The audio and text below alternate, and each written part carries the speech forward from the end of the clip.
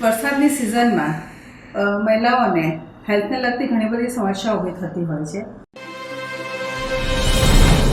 નમસ્કાર દર્શક મિત્રો, ચોમાસાની સિઝન શરૂ થઈ ગઈ છે અને ચોમાસામાં મજા પણ આવે કારણ કે એકદમ ગરમીથી રાહત મળે. પણ ઋતુનું કામ કરતી હોય છે. ચોમાસામાં સારું થાય, મજા બી આવે, તો એની સામે એના બીજા પણ એવા પાસા હોય કે એમાં સમસ્યાઓ પણ ઊભી થાય. તો આ ચોમાસાની સિઝનમાં મહિલાઓને કઈ સમસ્યા ઊભી થાય, એમને શું કરવું જોઈએ, આ બધી બાબતોની વાત કરવા માટે આજે અમારી સાથે છે ડૉક્ટર દીપ્તિબેન પટેલ. નમસ્કાર.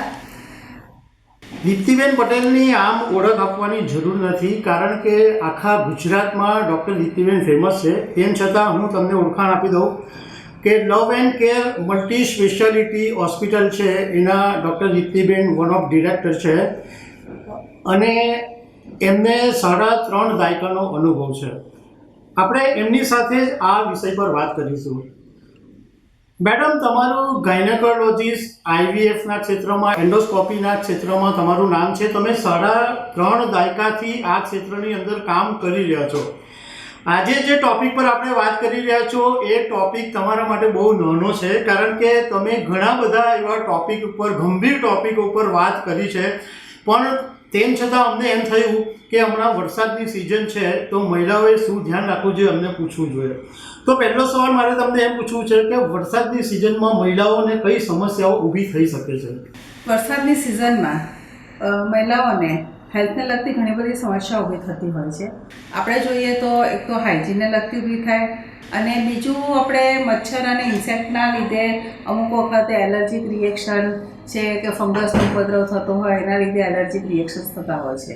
પણ મારી જે સ્પેશિયાલિટી છે તે પ્રમાણે હું આપની સાથે વાત કરું તો વિસ્તૃતથી હું વાત કરીશ કે જે મહિલાઓને વરસાદના કારણે ઇન્ફેક્શન્સના ચાન્સીસ હોય છે પોતાના પ્રાઇવેટ પાર્ટના કે બોડીઝમાં, તેની આપણે વાત કરીએ. જ્યારે પણ આવી રીતે વરસાદની સિઝન હોય છે ત્યારે મહિલાઓને ખાસ 3 ભાગમાં વધારે મોઇશ્ચર ક્રિએટ થતી હોય છે. કે પહેલાં તો આપણે વજાઇનલ પોર્શન છે ત્યાં આગળ કે વાતાવરણની હ્યુમિડિટીને લીધે પણ હોય અને થોડું ઘણું ભીનાઈ જતા હોય છે અને ક્યારેક એવું પણ થતું હોય છે કે આપણે કપડાં ચેન્જ કરવામાં થોડોક ટાઈમ લાગી જતો હોય છે. તો આના કારણે પણ પ્રોબ્લેમ થતો હોય છે. બીજું એક્ઝિલરી એરિયામાં ઘણું બધું ફંગસ અને નાના ફોલિક્યુલાઇટિસનું થતું હોય છે. અને ત્રીજી જગ્યા છે જે બંને બ્રેસ્ટ છે એની વચ્ચેની ક્લેફનો પોર્શન. એટલે આ 3 જગ્યા પર ઘણી બધી ફિમેલને વરસાદના કારણે પ્રોબ્લેમ થતા હોય છે. મહિલા હોય ને એ પરિવારોની અંદર, બાળકની અંદર એટલી બધી ખોવાઈ જાય કે એને ઘણીવાર ખબર જ નથી પડતી. તો એઝ અ ડૉક્ટર તરીકે તમે મહિલાઓને શું કહેશો? એટલે શું એણે પહેલેથી ધ્યાન રાખવું જોઈએ? ખાસ તો જો આપણે જે ઇન્ફેક્શનની વાત કરી તો મોટે ભાગે છે તે 3 રીતે ઇન્ફેક્શન થઈ શકે. એક તો તમને ઓલરેડી ઇન્ફેક્શન હોય, ભૂતકાળમાં થઈ ગયું હોય, બરાબર, એટલે તમે કદાચ ડાયાબિટીક હોય અથવા તો વધારે મચ્છરને લીધે તમને ભૂતકાળનું ઇન્ફેક્શન થયેલું હોય પણ અત્યારે રેમિશન સ્ટેજમાં એટલે કે અત્યારે મટી ગયેલું છે, તેવા લોકોને જલ્દી પાછું રીઇન્ફેક્શન થવાના ચાન્સીસ રહે. એક આ સિનારીઓ થાય. બીજું છે કે જ્યારે મોઇશ્ચર થતી હોય છે ત્યારે શરીરમાં પીએચના ચેન્જીસ થતા હોય છે અને જે પસીનો હોય છે તેનું જે પીએચ છે તે પણ બહુ જ ત્યારે બેઝિક હોય છે અને તેના કારણે સ્કિનની સાથે ઇરિટેશન થાય છે. સ્કિનનું ઇરિટેશન અને મોઇશ્ચર ભેગી થાય એટલે ઓલવેઝ છે તે ઇચિંગ તમને કરે. ઇચિંગના લીધે કોઈ સ્ટેફાલોકોકસ બેક્ટેરિયા અથવા તો ફંગસ એમાંથી ડેવલપ થતું હોય છે. એટલે આ કારણને લીધે જે મેં તમને 3 પાર્ટ બતાવ્યા કે પ્રાઇવેટ પોર્શન છે, બ્રેસ્ટ છે અને એક્ઝિલા છે, એમાં ઇન્ફેક્શન થવાના ચાન્સીસ રહેતા હોય છે.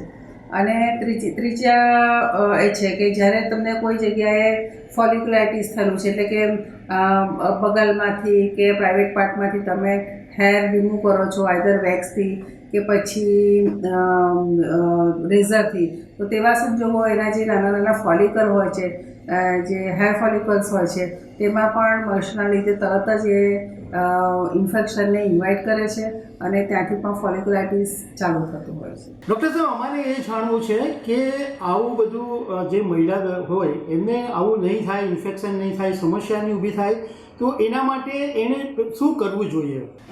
ખાસ તો એમને જ્યારે પણ તમને આવા ઇન્ફેક્શનના ચાન્સીસ હોય કે તમે ડાયાબિટીસથી પીડાતા હોય તેવા સંજોગોમાં તમારે પાકને જેટલો બને એટલો ડ્રાય રાખવો જોઈએ. તમે જો ધારો કે વરસાદમાં પલળાઈ ગયેલા છો તો તમારે કપડાં તરત ચેન્જ કરવા જોઈએ.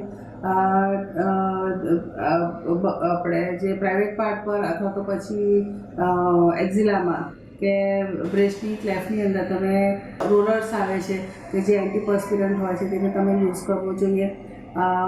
ધારો કે તમને થોડું ઘણું પણ ઇન્ફેક્શનથી ઇચિંગ થાય છે તો જાતે કોઈ પણ જગ્યાથી મલમ લઈને કે એડવર્ટાઇઝિંગ કોઈ એના પરથી તમે લઈને તમે વાપરો નહીં, કારણ કે એની અંદર ઘણી વખત છે તે સેલિસિલિક એસિડ કે સ્ટીરોઇડ્સ આવતા હોય છે અને તમારી જે કન્ડિશન છે જે ખાલી સિમ્પલ હતી કે થોડુંક તમે ઇમોલિયન ક્રીમ લગાવવાથી સારું થઈ જવાનું હોય કે તમે આવા કોઈ કેમિકલ અંદર આવેલા હોય તો એમાંથી તમને આગળ કેમિકલ ઇરિટેશન અને એક્ઝિમા થઈ શકતું હોય છે અને પછી ફંગલ ઇન્ફેક્શન પણ થતું હોય છે.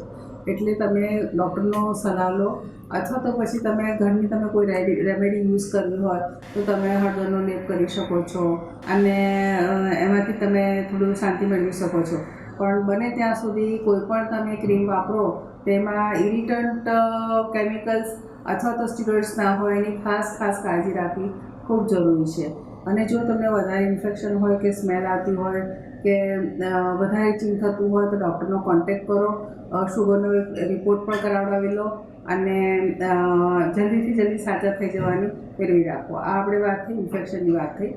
બીજું કે જ્યારે અમારી જે લેડીઝ હોય છે ખાસ તો જે 55 વર્ષની ઉંમરની વધારે હોય છે તે અને પ્રેગ્નન્ટ લેડીઝને ખાસ કહેવાનું કે જ્યારે પહેલો વરસાદ પડે છે ત્યારે જમીન બહુ સ્લીપરી હોય છે અને આપણું ધ્યાન પણ નથી હોતું અને થોડીક પાણી હોય તેમાં તમારે વધારે સ્લીપ થવાના ચાન્સીસ હોય છે. તો હવે જ્યારે પહેલો વરસાદ પડતો હોય છે ત્યારે તમે ખૂબ ધ્યાન રાખો. વ્હીકલ ચલાવો છો ત્યારે પણ બહુ સ્પીડમાં ના જાઓ, ધીરેથી જાઓ, કારણ કે પ્રેગ્નન્સી સાથે તમે જ્યારે પણ કે તમને આવું પડવા વગરની તકલીફ થતી હોય તો બાળકને નુકસાન થાય છે, તમારી પ્રેગ્નન્સી પણ કોમ્પ્લિકેટ થઈ શકતી હોય છે અને સાથે સાથે જે ધારો કે તમને કોઈ દવા આપવાની હોય છે તે પણ લેવા માટે પણ અમુક તમારે ધ્યાન રાખવું પડતું હોય છે. અમુક દવા અપાતી નથી હોતી અને બાળકને પ્રોબ્લેમ થતો હોય છે, ખાસ કરીને પેઇન કિલર્સથી. એટલે ખાસ ન પડાય એની કાળજી કરો. દર્શક મિત્રો, ચોમાસામાં ભલે તમે મજા કરજો પરંતુ ડૉક્ટર દીપ્તિબેન પટેલ કે જેમને 3.5 દાયકા કરતાં વધારે અનુભવ છે એમની આ અનુભવી જે ટિપ્સ છે એ તમને કામ લાગશે. કારણ કે આટલી સરળતાથી કોઈ તમને સમજાવશે નહીં. એટલે તમે એકદમ આને ગંભીરતાથી લેજો અને એમણે જે વાત કરી છે એ ઇમ્પોર્ટન્ટ છે એમ માનીને તમે સાંભળજો. Doctor દીપ્તિબેન, thank you very much. ખબર છે .com પર વાત કરો. નમસ્તે, થેન્ક યુ.